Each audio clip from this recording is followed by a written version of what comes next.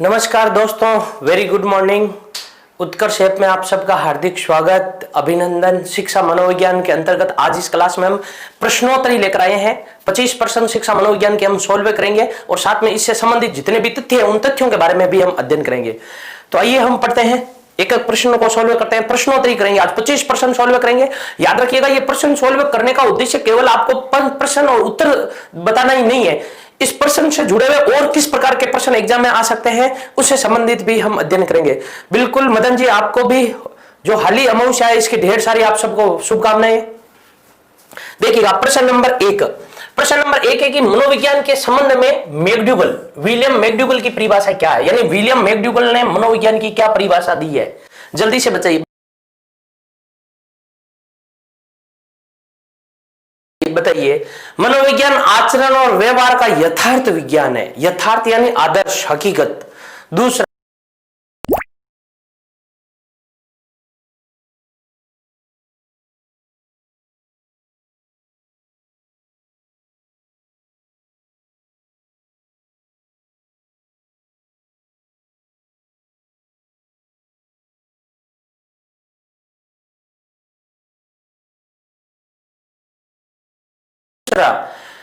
किसी व्यक्ति के जन्म से लेकर वृद्धावस्था तक अधिगम अनुभवों का वर्णन और धारणा मनोविज्ञान है। मनोविज्ञान शिक्षा का आधारभूत विज्ञान है। मुझे बच्चा दो और बताओ उसे क्या बनाऊं, इंजीनियरिंग, डॉक्टर या अन्य। जिसमें से विलियम मैकडूगल की क्या परिभाषा है, जल्दी से बताइए, कमेंट में जल्दी से लिखिएगा। प्रश्न नंबर एक का सही आंसर क्या होगा। आप सबको वेरी गुड मॉर्निंग। प्रश्न नंबर एक में एक बता रहे हैं सबसे पहले पूजा जी वर्मा।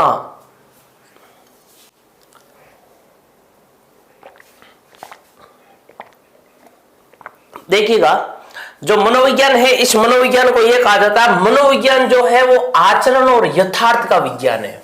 आचरण और यथार्थ का, आचरण और व्यवहार का यथार्थ विज्ञान है। ये जो परिभाषा दी है, ये परिभाषा किसने दी है, विलियम मैकडूगल ने दी है। देखिएगा, सेकंड नंबर की परिभाषा आपसे यदि पूछ लेना ये परिभाषा किसकी है, तो याद रखना ये परिभाषा है क्रो एंड क्रो की। क्रो एंड क्रो की सेकंड नंबर की जो परिभाषा है, ये सेकंड नंबर की परिभाषा किसकी है, क्रो एंड क्रो की। जो फोर्थ नंबर का वाक्य है, ये फोर्थ नंबर का वाक्य है जेबी वॉटसन का। किसका वाक्य है, जेबी वॉटसन का। जेबी वॉटसन का वाक्य है। अब देखिएगा, आप विलियम मैकडूगल के बारे में क्या क्या जानते हो, साथ में हम ये भी पढ़ेंगे, ये भी आप साथ साथ में नोट करके रखिएगा। यदि आप इनके बारे में नहीं जानते हो तो साथ साथ में नोट करके रखिएगा। विलियम मैकडूगल के बारे में आप क्या जानते हो। विलियम जो मैकडूगल थे, इस विलियम मैकडूगल ने सर्वप्रथम व्यवहार शब्द का प्रयोग किया था। सर्वप्रथम कौन से शब्द का प्रयोग, व्यवहार शब्द का प्रयोग। विलियम मैकडूगल की एक पुस्तक है जिसका नाम है outline of psychology. Outline of psychology. William McDougall की जो पुस्तक है उस पुस्तक का नाम क्या, आउटलाइन ऑफ साइकोलॉजी, या इसे कहा जाता है मनोविज्ञान की एक अवधारणा। मनोविज्ञान की एक अवधारणा, यह पुस्तक है विलियम मैकडूगल की। यह पुस्तक प्रकाशित हुई थी 1908 में। 1908 में। इस पुस्तक में महत्वपूर्ण बात वो है, यह है कि सर्वप्रथम देखिएगा, वॉटसन को व्यवहारवाद का जनक कहा जाता है। व्यवहार का विज्ञान वॉटसन लेकर आया था, लेकिन सर्वप्रथम व्यवहार शब्द का प्रयोग, सर्वप्रथम व्यवहार शब्द का प्रयोग, सर्वप्रथम व्यवहार शब्द का जो प्रयोग किया गया, वो सर्वप्रथम व्यवहार शब्द का प्रयोग किसके द्वारा किया गया, तो याद रखिएगा विलियम मैकडूगल के द्वारा किया गया। यहां पर दो अलग अलग बातें। व्यवहार का विज्ञान कौन लेकर आया, जेबी वॉटसन, अमेरिकी मनोवैज्ञानिक थे। व्यवहार के विज्ञान से जो वाद निकला, इतिहास में उस वाद को कहा जाता है व्यवहारवाद। व्यवहार शब्द का प्रयोग सर्वप्रथम विलियम मैकडूगल ने किया था। आपने जिसने बहुत अच्छी साइकोलॉजी पहले पढ़ चुकी है या साइकोलॉजी का आपको पहले से यदि पूर्व ज्ञान है, कई ऐसे भी विद्यार्थी जिन्होंने साइकोलॉजी में एमए भी किया था। तो याद रखिएगा, जब आप विलियम मैकडूगल के बारे में बहुत ज्यादा डिटेल में पढ़ते हो तो ये मिलता है कि एक अमेरिकी मनोवैज्ञानिक थे। इनकी कई पुस्तकें प्रकाशित हुई थी। एक पुस्तक है जिसका नाम है आउटलाइन ऑफ साइकोलॉजी, अर्थात मनोविज्ञान की एक अवधारणा। इस पुस्तक में इन्होंने सर्वप्रथम मानव और पशुओं के व्यवहार की व्याख्या की थी, और व्यवहार की व्याख्या में उन्होंने मूल प्रवृत्ति के बारे में देखा, और इनको मूल प्रवृत्ति का सिद्धांत का जनक भी कहा जाता है। उसके संदर्भ में उन्होंने सर्वप्रथम व्यवहार शब्द क्रिएट किया था। मूल प्रवृत्ति शब्द का सर्वप्रथम प्रयोग विलियम जेम्स ने किया था। याद रखिएगा, आप यदि साथ साथ में नोट्स भी लिख रहे हो तो एक लाइन यहां पर, एक बात लाइन ये भी लिख के याद रखिएगा कि मूल प्रवृत्ति शब्द का प्रयोग, कौन से शब्द का प्रयोग? मूल प्रवृत्ति शब्द का प्रयोग विलियम जेम्स ने किया। जबकि मूल प्रवृत्ति का जो सिद्धांत है, इस सिद्धांत का जो जनक कहा जाता है, यह जनक कहा जाता है विलियम मैकडूगल को। अगली बात समझ में? अगला नेक्स्ट प्रश्न देखिएगा, प्रश्न नंबर 2। गेस्टाल्टवाद का जन्मदाता किसको कहा जाता है? गेस्टाल्टवाद का जन्मदाता मैक्स वर्दाइमर को, कोहलर को, कर्ट कोप्ता को, या फिर ब्राउन को?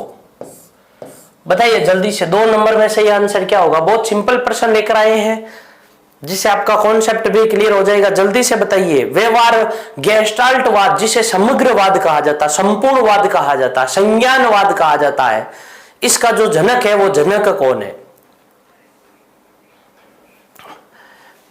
जो जनक है वो जनक कौन है? जल्दी से बताइए।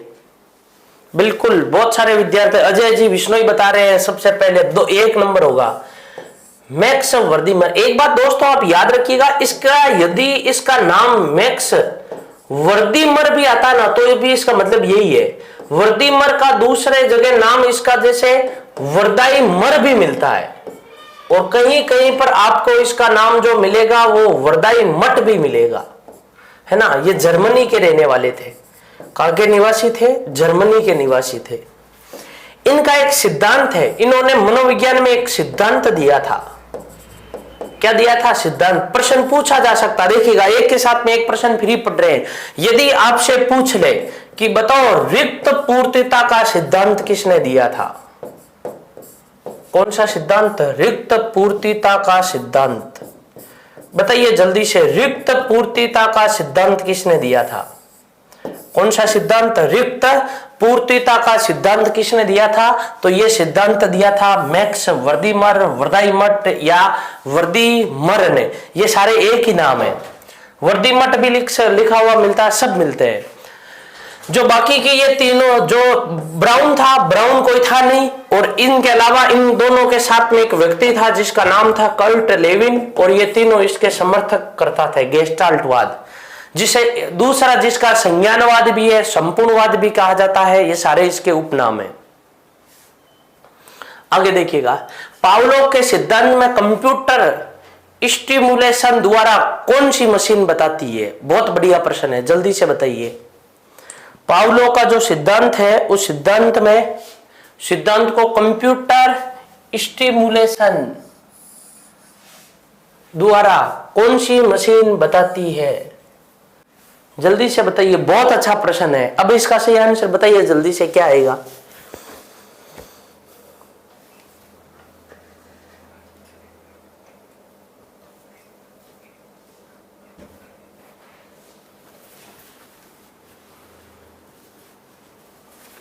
जल्दी से बताइएगा। पावलोव के सिद्धांत को कंप्यूटर स्टिमुलेशन द्वारा कौन सी मशीन बताती है? देखिएगा 3 नंबर बता रहे हैं। 3 नंबर क्या? स्टिमुलेशन मशीन नहीं, गलत है। जल्दी से बताइए। कुलदीप सिंह का सबसे पहले सही आंसर आया, 1 नंबर बिल्कुल सही है। Hoffmann machine, Hoffmann machine, Hoffmann machine, यह मशीन बताती है। याद रखिएगा, इंपॉर्टेंट प्रश्न है ये। आगे देखिएगा, शिक्षा मनोविज्ञान व्यक्ति के जन्म से लेकर वृद्धावस्था तक सीखने के अनुभवों का वर्णन और व्याख्या करती है। ये कथन या ये जो परिभाषा है, ये कथन है, ये क्या है? परिभाषा है। ये परिभाषा जो है वो परिभाषा किसके संदर्भ में है? तो ये परिभाषा शिक्षा मनोविज्ञान के संदर्भ में। किसके संदर्भ में? शिक्षा मनोविज्ञान के संदर्भ में ये परिभाषा है। और ये परिभाषा किसके द्वारा दी गई है? देखिएगा, Guilford, Skinner, Brown, Crow and Crow. ये जो परिभाषा बिल्कुल सबसे पहले कौन है? आर्केज, क्रो एंड क्रो। ये परिभाषा जो है वो परिभाषा किसकी है? Crow and Crow. दो कागले, हम प्यार से यूं पढ़ते हैं कि ये कितने कागले? दो कागले। वास्तव में यह है कि ये दोनों बहनें थी, crow and crow. Crow and crow दोनों कौन थी? बहनें थी। इन्होंने शिक्षा मनोविज्ञान की ये परिभाषा दी है। अगला देखिएगा, शिक्षा के द्वारा मानव के व्यवहार में परिवर्तन किया जाता है। मानव व्यवहार का अध्ययन देखिएगा मनोविज्ञान कहलाता है। यह कथन किस मनोवैज्ञानिक का है? बहुत अच्छा प्रश्न है, बताइए जल्दी से आंसर। देखिएगा, शिक्षा का जो कार्य है वो मानव व्यवहार में परिवर्तन किया जाता है, और मानव व्यवहार का जो अध्ययन किया जाता है वो मनोविज्ञान का कार्य है। अध्ययन करना मनोविज्ञान का कार्य है, और उस व्यवहार में परिवर्तन करना शिक्षा का कार्य है। ये जो परिभाषा दी है वो परिभाषा कौन से मनोवैज्ञानिक ने दी है? जल्दी से बताइए, 5 का सही आंसर क्या होगा? अरे विनोद जी, आपके कमेंट हो रहे हैं। 5 का 3 कौन बता रहे हैं? अजय जी बिश्नोई, 5 का 3, 4 बता रहे हैं। जल्दी से बताइए, जल्दी से आंसर बताइए। गिलफोर्ड बता रहे हैं।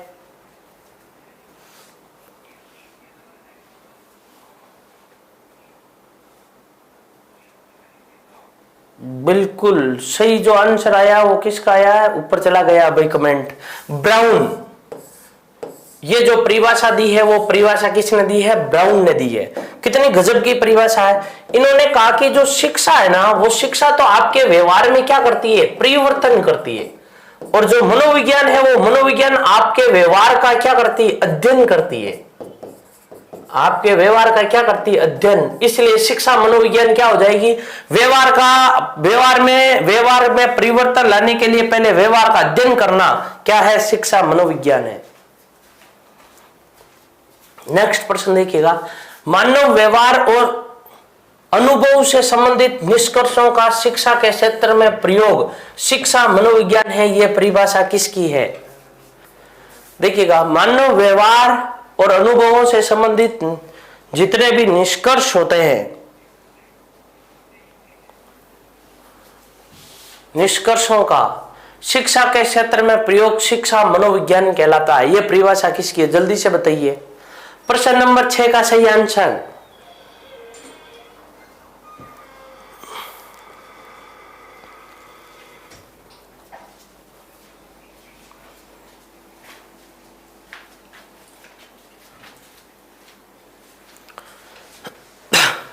का सही आंसर किसने? बीएफ स्किनर ने। कौन? दिलीप जी सोनी ने सबसे पहले सही बताया। ये परिभाषा जो है ये परिभाषा किसकी है? याद रखिएगा, स्किनर का पूरा नाम बीएफ स्किनर है, और बीएफ की जो फुल फॉर्म है वो है Burrhus Frederic Skinner. Burrhus Frederic Skinner, Burrhus Frederic Skinner. मनोविज्ञान, ये अमेरिकी मनोवैज्ञानिक थे। कौन से मनोवैज्ञानिक? अमेरिकी मनोवैज्ञानिक। मनोविज्ञान में चार्ल्स स्किनर, विलियम स्किनर और स्किनर इस नाम के भी मनोवैज्ञानिक है। 4 है, Skinner, Charles Skinner, William Skinner और बीएफ स्किनर। अगला देखिएगा, शिक्षा मनोविज्ञान शैक्षिक विकास का क्रमबद्ध अध्ययन है। यह शिक्षा मनोविज्ञान की परिभाषा है भाई। शिक्षा मनोविज्ञान की ये जो परिभाषा, ये परिभाषा किसने दी है? ये फर्स्ट ग्रेड में आ रखी है भाई, कई बार फर्स्ट ग्रेड में ये परिभाषा आ रखी है। ये जो परिभाषा दी है ये परिभाषा किसने दी है? जल्दी से बताइए। प्रश्न नंबर 7 का सही आंसर क्या होगा? कि शिक्षा मनोविज्ञान जो है वो शैक्षिक विकास का क्रमबद्ध अध्ययन है। अरे निकिता जी, आपके कमेंट शो हो रहे हैं, यहां तक आ रहे हैं।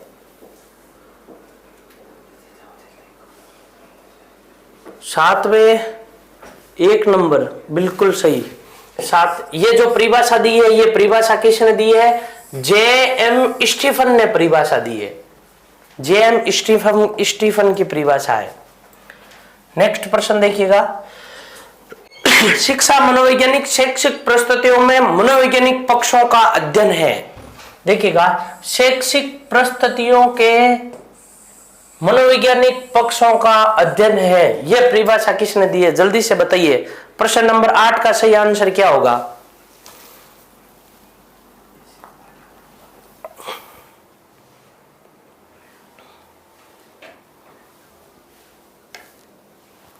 आठ का सही आंसर देखते हैं कौन बताते हैं सबसे पहले। बिल्कुल, अभी तक आपका आंसर आया नहीं है।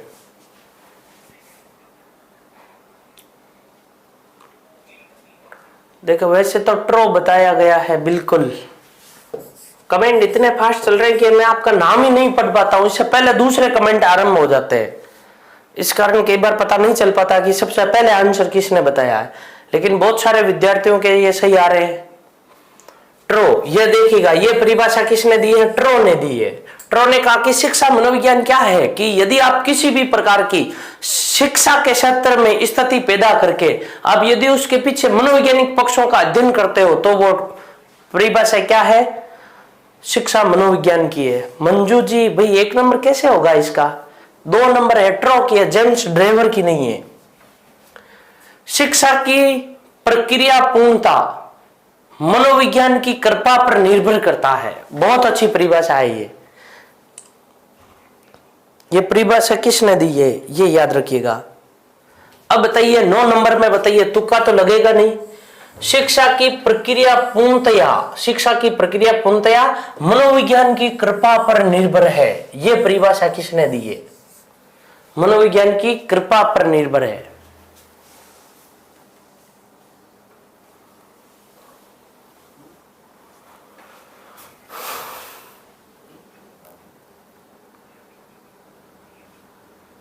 नौ में 1 नंबर, 4 नंबर बिल्कुल सही है।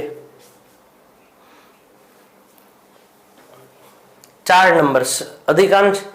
पूनम जी, गोदारा, भाई 2 नंबर नहीं होगा, 4 नंबर, बी एन झा। देखिएगा, इन्होंने कहा शिक्षा की जितनी भी प्रक्रिया होती है वो मनोविज्ञान की कृपा पर निर्भर होती है। ये बी एन झा के द्वारा परिभाषा दी गई है। अगला प्रश्न देखिएगा, शिक्षा मनोवैज्ञानिक या शिक्षा मनोविज्ञान शैक्षिक परिवेश में मानव के विकास का व्यवस्थित अध्ययन है। कैसा अध्ययन है? व्यवस्थित अध्ययन है। ये जो परिभाषा दी है, ये परिभाषा किसने दी है? जल्दी से बताइए कमेंट में।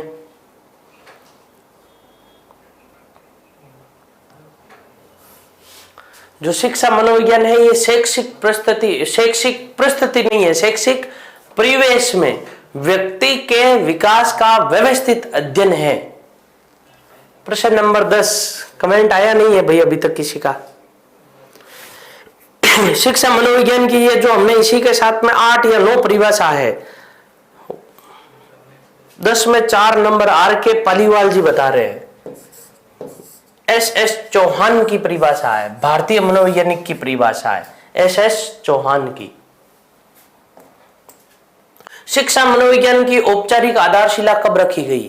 देखिएगा, प्रश्न क्या है, बहुत अच्छा प्रश्न है भाई। शिक्षा मनोविज्ञान की औपचारिक आधारशिला कब रखी गई?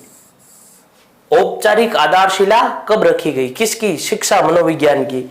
इसमें से याद रखिएगा 2-3 प्रश्न पूछे जाते हैं। एक तो यह पूछा जाता है शिक्षा मनोविज्ञान की उत्पत्ति। एक तो यह प्रश्न है शिक्षा मनोविज्ञान की उत्पत्ति। एक तो यह प्रश्न है। इस प्रश्न का सबसे सही आंसर है 1900 ईस्वी में। शिक्षा मनोविज्ञान की उत्पत्ति 1900 ईस्वी में। लेकिन यह प्रश्न आ जाए ना कि शिक्षा मनोविज्ञान ने निश्चित और स्पष्ट रूप धारण, निश्चित और स्पष्ट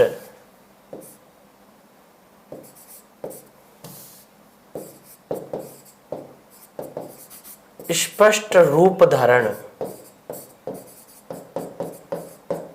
धारण कब किया? तो इसका आंसर है सन 1920। और तीसरा जो प्रश्न है वो ये आ जाए, शिक्षा मनोविज्ञान की औपचारिक आधारशिला कब रखी गई है? बिल्कुल इसका होगा सन 1892।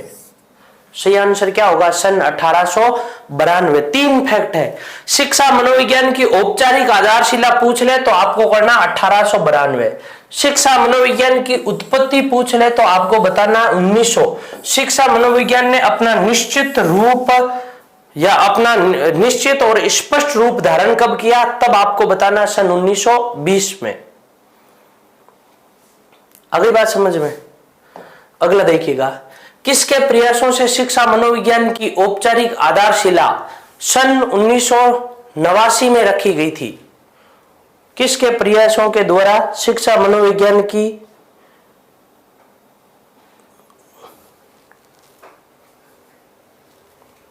देखिएगा भाई, 1 मिनट संशोधन कीजिएगा।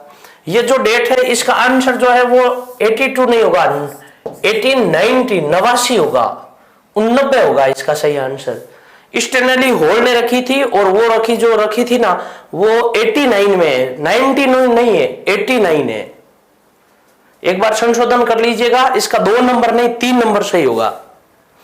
अब देखिएगा, किसके प्रयासों से स्टेनली जो हॉल था इसने ये प्रयास किया था। स्टेनली हॉल, जो स्टेनली हॉल है, इस स्टेनली हॉल को कहा जाता है बाल मनोविज्ञान का जनक। इसने ये नींव रखी थी। स्टेनली हॉल, इनको क्या कहा जाता है? बाल मनोविज्ञान के जनक। क्या कहा जाता है? बाल मनोविज्ञान के जनक। बिल्कुल 12 का ए होगा। आगे देखिएगा, शिक्षा मनुष्य की क्षमताओं का स्वाभाविक, प्रगतिशील तथा विरोधहीन विकास है। यह परिभाषा किस मनोवैज्ञानिक की है? ये जो परिभाषा दी है, ये परिभाषा कौन से मनोवैज्ञानिक ने दी है? उन्होंने कहा कि जो शिक्षा होती है वो शिक्षा मनुष्य की क्षमताओं का स्वाभाविक, प्रगतिशील तथा विरोधहीन विकास है। यह परिभाषा किसने दी है? जल्दी से बताइए। प्रश्न नंबर 13 का सही आंसर क्या होगा? प्रश्न नंबर 13 का सही आंसर बताइए जल्दी से कमेंट करके।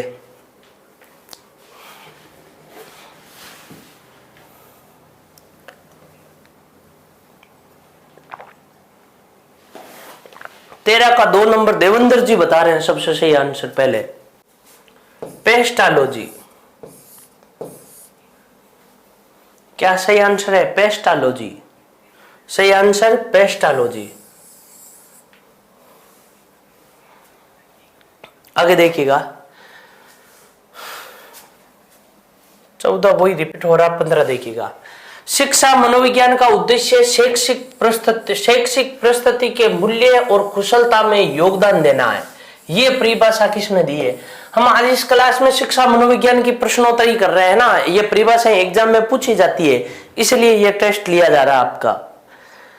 ये जो परिभाषा, ये परिभाषा किसने दी है? याद रखिएगा, जो शिक्षा मनोविज्ञान है जिसका उद्देश्य क्या है, उसका उद्देश्य, शिक्षा मनोविज्ञान का उद्देश्य शैक्षिक प्रस्तुतियों के मूल्य, कुशलता में योगदान देना है। प्रश्न नंबर 15 का सही आंसर बताइए। 14 रिपीट हो गया था, 14, 13, 1 की।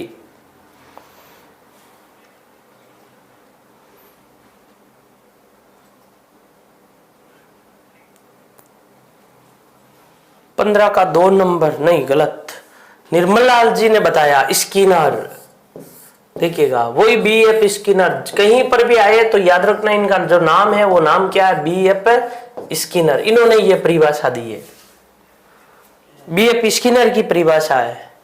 अगला देखिएगा, शिक्षा मनोविज्ञान वह विज्ञान है जिसमें छात्र शिक्षण और अध्यापन का क्रमबद्ध अध्ययन किया जाता। 3 आ गए, छात्र, शिक्षण और अध्यापन। 3 शब्द है इस परिभाषा में। एक तो जो शब्द है वो है छात्र, विद्यार्थी, शिक्षण, टीचिंग, अध्यापन का क्रमबद्ध अध्ययन है। ये जो परिभाषा है, ये परिभाषा किसने दी है? शिक्षा मनोविज्ञान की ये परिभाषा, जल्दी से बताइए, ये परिभाषा किसकी है? प्रश्न नंबर 16, 16 का यासीन जी नहीं, गलत। 16 में 2 नंबर, बिल्कुल राधा जी बता रहे हैं इसका सही आंसर। जॉन एफ ट्रेवर्स, इनके द्वारा यह परिभाषा दी है। ये विभिन्न परिभाषाएं याद कर लीजिए, क्योंकि रीट लेवल फर्स्ट में एक प्रश्न तो परिभाषा का आता ही आता है 100% रीट में। अगला देखिएगा, व्यवहारवाद के प्रतिपादक कौन है? बहुत सिंपल प्रश्न है। व्यवहारवाद के जो प्रतिपादक है वो कौन है? वॉटसन। ये वॉटसन वही है जो सबसे पहले कौन सा विज्ञान लेकर आए थे? व्यवहार का विज्ञान लेकर आए। व्यवहार का विज्ञान लेकर आए। इन्होंने व्यवहारवाद की घोषणा सन 1912-13 में की थी। उन्होंने व्यवहारवाद की जो घोषणा की है वो कब की थी? सन 1912-13 में की थी। ये अमेरिकी मनोवैज्ञानिक थे, अमेरिकी मनोवैज्ञानिक थे। इनकी एक पुस्तक है, इनकी पुस्तक का नाम व्यवहारवाद है। गजब बात यह है, इनकी बुक है, पुस्तक का नाम क्या? व्यवहारवाद, जो 1924 में प्रकाशित हुई थी। बिल्कुल 17 में 2 नंबर है। देखिएगा, साचर्यवाद के प्रतिपादक कौन है? अब बताइए इसका आंसर। बहुत बढ़िया प्रश्न है ये। साचर्यवाद के जो प्रतिपादक है वो प्रतिपादक कौन है? Kohler, Kurt Koffka, John Locke. ये जो है वो है जॉन लॉक या फिर Watson. Kurt Koffka, John Locke, Watson, बताइएगा। 18 का सही आंसर जल्दी से कमेंट करके कमेंट बॉक्स में लिखिएगा। प्रश्न नंबर 18 का सही आंसर क्या है? 18 में 3 निर्मला जी बता रहे हैं, बिल्कुल सही, जॉन लॉक। जो साचर्यवाद है, देखिएगा, साचर्यवाद ये संज्ञानवाद नहीं है, इसको हम क्या कहते हैं? साचर्यवाद। साचर्यवाद के एक संप्रदाय है मनोविज्ञान का। साचर्यवाद संप्रदाय मनोविज्ञान में जैसे व्यवहारवाद है वैसे ही, और इसके जो जनक है वो कौन है? जॉन लॉक है। अगला देखिएगा, प्रेरक संप्रदाय के जनक कौन है? देखिएगा, इस प्रेरक जो संप्रदाय है, इस प्रेरक संप्रदाय का एक अन्य भी नाम है। इस संप्रदाय को हम प्रेरक संप्रदाय कह सकते हैं, या इस संप्रदाय को हम प्रेरकीय संप्रदाय कह सकते हैं।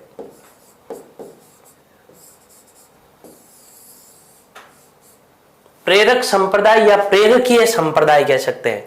और इस संप्रदाय की जो स्थापना हुई थी दोस्तों, इस संप्रदाय की स्थापना हुई थी 19वीं सदी में, लेकिन किसके द्वारा की गई? 19 नंबर का सही आंसर,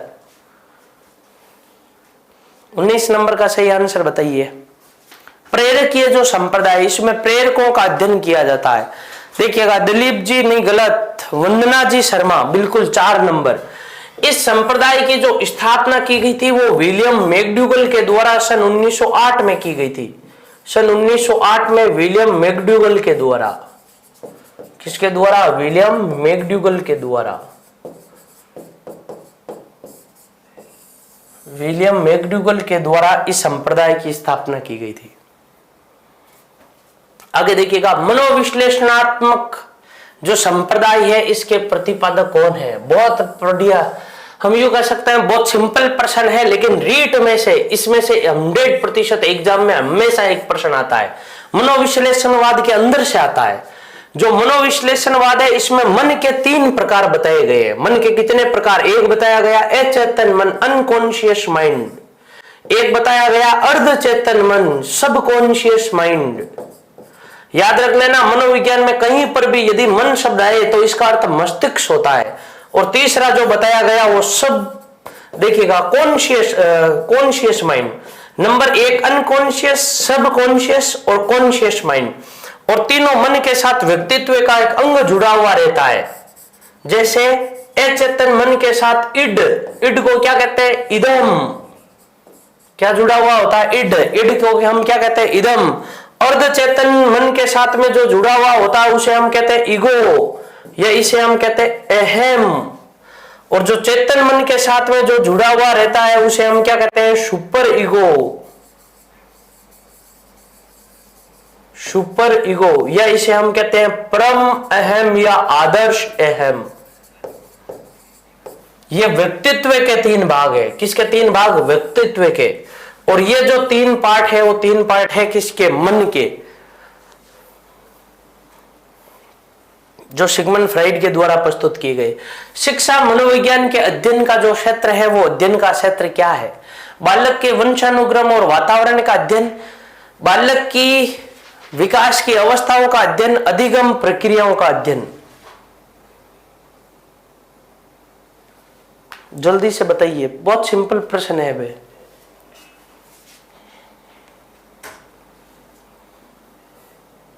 जल्दी से बताइए, शिक्षा मनोविज्ञान उपयुक्त सभी, क्योंकि शिक्षा मनोविज्ञान वंशानुक्रम और वातावरण इसका भी अध्ययन करता है, विकास की अवस्था ही पढ़ते हैं हम शिक्षा मनोविज्ञान में। हमारे जो सिलेबस, हमारे जो शिक्षा मनोविज्ञान एजुकेशन साइकोलॉजी में शैशव अवस्था, किशोर अवस्था ये पढ़ते हैं। अधिगम प्रक्रिया भी होती है, हम व्यक्तित्व पढ़ते हैं, अधिगम पढ़ते हैं, इसके अलावा बुद्धि पढ़ते हैं, अभिप्रेरणा पढ़ते हैं, उपयुक्त सभी। देखिएगा, कौन सी शिक्षा मनोविज्ञान की उपयोगिता नहीं है, इसमें से कौन सी शिक्षा मनोविज्ञान की उपयोगिता नहीं है? देखिएगा, ऑप्शन नंबर 1, शिक्षा मनोविज्ञान अध्यापक को विद्यार्थियों की विशेषताओं और उनके विकास का ज्ञान प्रदान करवाता है। जो शिक्षा मनोविज्ञान है वो शिक्षा मनोविज्ञान अध्यापक को विद्यार्थियों की, देखियो किसको? अध्यापक को विद्यार्थियों की विशेषताओं और विकास का ज्ञान प्रदान करवाता है। यानी शिक्षा मनोविज्ञान विद्यार्थियों के पास कौन कौन सा ज्ञान है, कैसा ज्ञान है, कौन सी विशेषता है, और इसका ज्ञान अध्यापकों को जो देती है वो शिक्षा मनोविज्ञान है। दूसरा, शिक्षा मनोविज्ञान अध्यापक को विद्यार्थियों की व्यक्तिगत भिन्नता को समझने में सहायता प्रदान करती है। यानी अध्यापक को इसके द्वारा ही विद्यार्थियों की व्यक्तिगत भिन्नताएं होती है वो समझ में आती है। शिक्षा मनोविज्ञान अध्यापक को उचित अध्यापन विधि के चयन में सहायता नहीं करता है। देखिएगा, सहायता नहीं करता, सहायता करता है, उपयोगिता नहीं पूछा। कई बार एग्जाम में हमें प्रश्न में नहीं दिखाई देता, यह भी याद रखिएगा। शिक्षा मनोविज्ञान अध्यापक को विद्यार्थियों को मूल्यांकन करने में सहायता प्रदान करता है। इसमें कौन सी उपयोगिता नहीं है? ये नहीं है, क्योंकि अध्ययन विधि के चयन में सहायता करता है, जबकि इसमें लिख रखा सहायता नहीं करता है। इसलिए इसका जो सही आंसर होगा वो नंबर 3 होगा। अगला देखिएगा, अधिगम को अप्रभावित करने वाला कारक है। ऐसा कौन सा कारक है जो अधिगम को अप्रभावित करता है, यानी प्रभावित नहीं करता? किससे अधिगम प्रभावित नहीं होता है? बुद्धि, परिपक्वता, भूख और उत्सुकता। बुद्धि, भूख, परिपक्वता, उत्सुकता। देखिएगा, बुद्धि अधिगम को प्रभावित करता है, परिपक्वता करता है, उत्सुकता भी करता है, भूख नहीं करता है। भूख अधिगम को प्रभावित नहीं करता है। अगला देखिएगा, 21वीं सदी में जो मनोविज्ञान है उस मनोविज्ञान का आधार क्या तय हुआ? यानी मनोविज्ञान में जो वर्तमान का विज्ञान है वो वर्तमान का विज्ञान कौन सा है? वर्तमान का जो विज्ञान है वो व्यवहार का विज्ञान है। यानी वर्तमान में इस शिक्षा मनोविज्ञान में जो अध्ययन किया जाता है वो किसका अध्ययन किया जाता है? व्यवहार का। अगला देखिएगा, वॉटसन मनोविज्ञान की किस अवधारणा को मानने वाले थे? बहुत सिंपल प्रश्न, व्यवहारवाद। किसको मानने वाले थे? व्यवहारवाद को। तो ये दोस्तों आज हमने 25 प्रश्न की जो प्रश्नोत्तरी थी ये प्रश्नोत्तरी सॉल्व की है। कल हम फिर मिलेंगे एक नए टॉपिक के साथ में प्रश्नोत्तरी के साथ में। आप घर पे रहिए।